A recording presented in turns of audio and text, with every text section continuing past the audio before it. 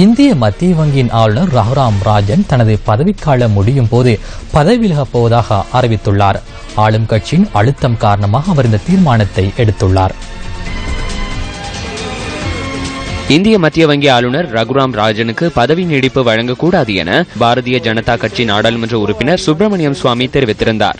இந்திய மத்திய வங்கி ஆளுநர் இந்திய பொருளாதாரத்தை சீரழிக்க முயல்வதாக சுப்பிரமணியம் சுவாமி குற்றம் சுமத்தியிருந்தார். இந்த நிலையில் ரகுராம் ராஜன் நேற்று இந்திய மத்திய வங்கி ஊழியர்களுக்கு எழுதிய கடிதம் ஒன்றில் தான் மீண்டும் தனது கல்வி பணிக்கு திரும்ப முடிவு செய்திருப்பதாகவும் குறிப்பிட்டுள்ளார். அவருடைய இந்த கடிதத்தை இந்திய மத்திய வங்கி தனது இணையதளத்தில் வெளியிட்டுள்ளது. தான் இந்த முடிவை ஆழ்ந்த சிந்தனைக்கு பிறகும் அரசுடன் நடத்திய ஆலோசனைகளுக்கு பின்னரும் எடுத்திருப்பதாக ரகுராம் ராஜன் கூறியுள்ளார். தான் பதவியேற்ற போது மிகவும் பலவீனமாக இருந்த இந்தியாவின் பொருளாதாரத்தை உலகிலேயே வேகமாக வளரும் பொருளாதாரமாக உருவாக்க உதவிய அனைவருக்கும் இந்த குறிப்பில் அவர் நன்றி தெரிவித்துள்ளார். இந்திய நாணய மதிப்பு குறைவு, பணவீக்க அதிகரிப்பு, மந்தமான வளர்ச்சி என்பன நிலவிய 2013 ஆண்டு ரகுராம் ராஜன் இந்திய மத்திய வங்கி ஆளுநராக பதவியேற்றிருந்தமை குறிப்பிடத்தக்கது.